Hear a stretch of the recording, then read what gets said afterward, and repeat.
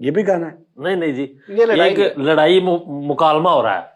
वो कहता घर गरचे पसरे बिशर हो पिसरे पिसरे गरचे पिसरे बिशर हो तो यहाँ रहो साकिन। जिनते होता ते देख लो अच्छा पिसरे बशर हो यहाँ रहो साकिन। जे अपने एक प्योदा दे तक लो अगे ना आश ना हो तुम मेरी लियाकतो तौकीर से। यानी कि मेरे चाचियां ताया तो नहीं तू आकर नहीं नहीं नहीं नहीं तू हले मैंने जानता नहीं। हाँ हाँ अच्छा जी, शक मैं कर दूंगा तेरे दंदान 32। मैं तेरे बत्ती ते बत्ती दंद भन दे। शक ओके मैं कर दूंगा तेरे दंदान 32।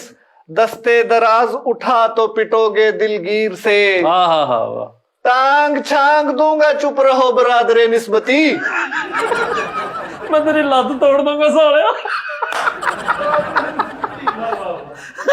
वाह वाह वाह वाह वाह। ला सालिया ओए ओए ओए ला बरादर निस्बती ओए ओए ओए टांग छांग दूंगा चुप रहो बरादरे निस्बती। दस्तों गिरेबा हो जाऊंगा बड़ी तदबीर से। वाह वाह, हमने हंसी हाथों में कंगन तो नहीं पहने। हाँ वाह वाह वाह। असी को चूड़ियां नहीं पाई जी हमने हंसी हाथों में कंगन तो नहीं पहने। जरबे अव्वल में फूट पड़ेगी तीरी चीर से।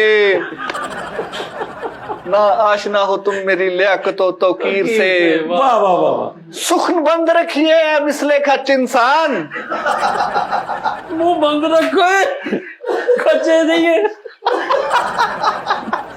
सुखन बंद रखो। ले सुखन ये इदा लड़ाई हुंदी होवे बंदे ओए सुखन बंद रखो अपना।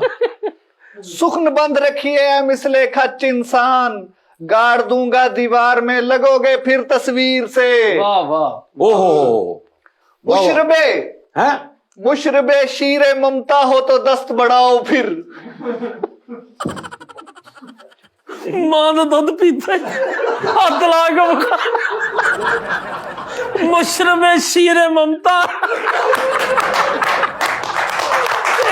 ओए मेरे क्या मौला कहने भी जब मां दा दूध पीता ही हथ ला के बखा आ जरा दोबारा जरा प्लीज। मुशरबे शीरे ममता हो तो दस्त बढ़ाओ फिर।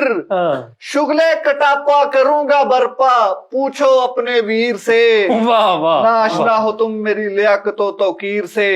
वाह वाह गरचे पहलवा हो तो भागतों को रखते सफर यकसा। एडा तू पहलवान है ते भजदे नु बाण इको भाग तो मैं सफर रखता। गरचे पहलवान हो तो भागतों को रखते सफर यकसा। जुनून तैश बेखाब हुआ तो कर देंगे लीरो लीर से। वाह वाह, बहुत ओहो। शुक्रिया सर, बहुत शुक्रिया। इसके वाह साथ वाह वाह यार होता है। क्या कहने का बहुत जुनून